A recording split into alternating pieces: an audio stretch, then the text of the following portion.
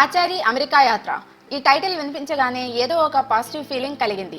ఇప్పుడు first look చూస్తే ఆ ఫీలింగ్ మరింత పెరుగుతోంది. మంచు విష్ణు హీరోగా నటిస్తున్న కొత్త సినిమా ఫస్ట్ లుక్ బయటికి వచ్చేసింది. సినిమా షూటింగ్ ఆరంభం కానున్న నేపథ్యంలో ముందే ఫస్ట్ లుక్ లాంచ్ చేశారు. మంచు విష్ణుతో పాటు బ్రహ్మికి కూడా ఈ ఫస్ట్ లుక్ లో చోటు దక్కింది. పేరు చూస్తేనే హీరో ఇందులో బ్రాహ్మణ్ కుర్రాడని అర్థమైపోయింది.